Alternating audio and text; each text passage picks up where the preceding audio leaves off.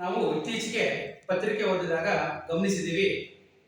ಏನು ಮೈಸೂರಿನಲ್ಲಿ ಮಹಿಷಾಸುರ ಒಂದು ದಸರಾ ಮಾಡ್ತಾ ಇದ್ದಾರೆ.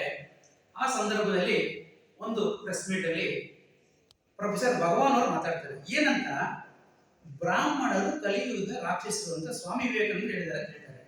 ಸ್ವಾಮಿ, ನಿಮಗೆ ಬ್ರಾಹ್ಮಣರು ಬೈಬೇಕು ಅಂದ್ರೆ ನೇರವಾಗಿ ಬೈರಿ, ನಾವು ಖಂಡಿಸ್ತೀವಿ.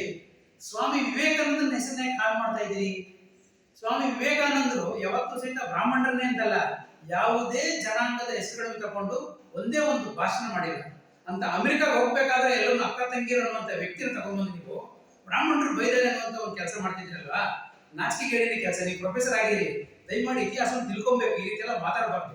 ಎರಡನೇದಾಗಿ ನೀವು ಮಾತಾಡಿದ್ರಿ ಏನಂತ, ಬ್ರಾಹ್ಮಣರು ಅವರನ್ನು ಹೊರತುಪಡಿಸಿ ಮಿಕ್ಕಿದವರೆಲ್ಲ ಗುಲಾಮಗಿರಿಯಾಗಿ ಮಾಡಿದ್ದಾರೆ ಅಂತ. ಮೊದಲನೇದಾಗಿ ನಾನು ಕೇಳ್ತೀನಿ, ಜಾತಿ ಪದ್ಧತಿಯನ್ನು ಹುಟ್ಟಾಕಿದವರು ಯಾರು ಸ್ವಾಮಿ? ಜನಗಳನ್ನ ಗುಲಾಮಗಿರಿಯಾಗಿ ಮಾಡಿದವರು ಯಾರು? ಹಿಂದಿನ ಕಾಲದಲ್ಲಿ ನೋಡ್ಕೊಳ್ಳಿ, ರಾಜರ ಕಾಲದಿಂದ ತಗೊಂಡ್ಬನ್ನಿ, ಮಾತಾಡುವ. ನಾವೇ ಬ್ರಾಹ್ಮಣರನ್ನ ಯಾರನ್ನು ಗುಲಾಮಗಿರಿ ಮಾಡಿಲ್ಲ.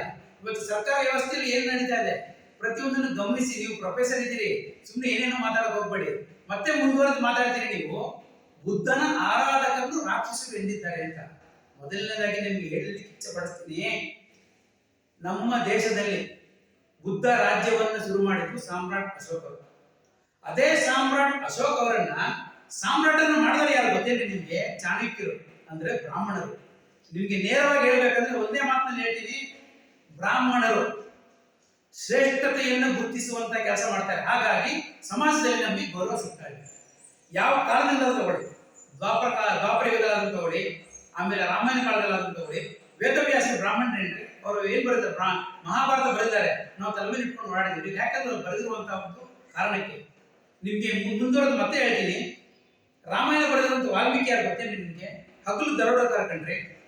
ಅವರನ್ನ ಪರಿವರ್ತನೆ ಮಾಡಿ ಅವ್ರ ಕೈಲಿ ರಾಮಾಯಣ ಬರೆಸಿ, ಆ ರಾಮಾಯಣ ತಲೆ ಮೇಲೆ ಇಟ್ಕೊಂಡು ಮಾಡ್ತೀವಿ. ಎಲ್ಲ ಯಾಕೆ ಹೋಗ್ತೀರಿ ಈ ಕಲಿಯುಗದಲ್ಲೇ? ಕನಕದಾಸರು ಯಾರು? ಅವ್ರನ್ನ ನಾವು ಆರಾಧಿಸ್ತೀವಿ. ಇವತ್ತಿಗೂ ಒಂದು ಜನಾಂಗದವರು ಕನಕದಾಸರ ಒಂದು ಪ್ರತಿಮೆಗೆ ಮಾಲಾರ್ಪಣೆ ಮಾಡೋದು ಬಿಟ್ರೆ ಇನ್ನೇನು ಕೆಲಸ ಮಾಡೋದಿಲ್ಲ.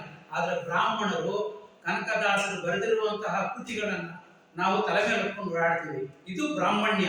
ಬ್ರಾಹ್ಮಣ್ಯ ಹೇಳಿದ್ರೆ ಶ್ರೇಷ್ಠತೆಯನ್ನ ಗುರುತಿಸುವಂತ ಕೆಲಸ ಮಾಡ್ತೀವಿ. ಇಷ್ಟೆಲ್ಲ ಮಾತಾಡ್ತೀರಲ್ರಿ, ಸಂವಿಧಾನ ಬರೆದಿರುವಂತ ಅಂಬೇಡ್ಕರ್ ಸಮಾಜದ ಗುರುತಿಸ್ಕೊಳ್ಳೋಕೆ ಮೂಲ ಕಾರಣ ಯಾರ್ರಿ? ಬ್ರಾಹ್ಮಣರು.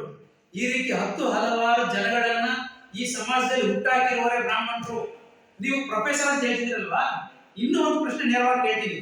ಈ ಬ್ರಾಹ್ಮಣರು ಶಿಕ್ಷಕರಾಗಿ ಈ ದೇಶದಲ್ಲಿ ಸುಮಾರು ಜನ ಮಕ್ಕಳಿಗೆ ತಮ್ಮ ಸಂಬಳದ ದುಡ್ಡಿಂದ ಓದಿಸಿದ್ದಾರೆ. ನೀವು ಎಷ್ಟು ಜನ ಮಕ್ಕಳು ಓದಿಸಿದ್ರಿ? ನೀವು ಎಷ್ಟು ಜನ ಮಕ್ಕಳು ಓದಿಸಿದ್ರಿ ಅಂತ ಮಾತಾಡ್ತೀರಿ ನೀವು? ಸಮಾಜದಲ್ಲಿ ಒಂದು ನವನಿರ್ಮಾಣ ಮಾಡಿರ್ಬೇಕಾದಂತ ಒಂದು ವಿಷಯವನ್ನ ನಿಮ್ ಕೈಯಲ್ಲಿ ಮಾಡ್ಸಕ್ ಆಗ್ತಾ ಇಲ್ಲ. ಆದ್ರೆ ಬೆಂಕಿ ಹಚ್ಚುವ ಕೆಲಸ ಮಾಡ್ತಿದ್ರಲ್ಲ ಪ್ರೊಫೆಸರ್ ಭಗವಾನ್ ಅವರೇ, ನೀವು ಹೆಸರು ಮಾಡಬೇಕು ಅಂದ್ರೆ ಬೇರೆ ರೀತಿಯಲ್ಲಿ ಮಾಡಿ. ದಯಮಾಡಿ ಬ್ರಾಹ್ಮಣನ ಹೆಸರನ್ನ ತರಬೇಡಿ. ನಾನು ಈ ಹಿಂದೆ ಹೇಳ್ತಾ ಇದ್ದೀನಿ, ಈಗಲೂ ಹೇಳ್ತಾ ಇದ್ದೀನಿ. ಮತ್ತೆ ಮತ್ತೆ ನೀವು ಬ್ರಾಹ್ಮಣ ಬ್ರಾಹ್ಮಣ್ಯ ಅಂತ ಮಾತಾಡಿದ್ರೆ ನಿಮ್ಮ ಮನೆ ಬಾಗಿಲಿಗೆ ಬರಬೇಕಾಗತ್ತೆ, ನಿಮ್ಮ ಮನೆ ಮುಂದೆ ಹೋರಾಟ ಮಾಡಬೇಕಾಗತ್ತೆ. ಅದ ನಂತರ ಇಡೀ ಕರ್ನಾಟಕ ರಾಜ್ಯಾದ್ಯಂತ ಹೋರಾಟ ಮಾಡ್ತೀವಿ ಅಂತ ನಿಮಗೆ ನಾವು ಕರ್ನಾಟಕ ಬ್ರಾಹ್ಮಣ ರಾಜಕೀಯ ವೇದಿಕೆ ರಾಜ್ಯಾಧ್ಯಕ್ಷನಾಗಿರುವಂತಹ ರಾಘವೇಂದ್ರ ಮಯ್ಯ ಎಚ್ಚರಿಕೆ ಕೊಡ್ತಾ ಇದ್ದೀನಿ. ಹುಷಾರ್, ದಯಮಾಡಿ ಬ್ರಾಹ್ಮಣರ ಬಗ್ಗೆ ಮಾತಾಡಬೇಕಾಗುತ್ತೆ.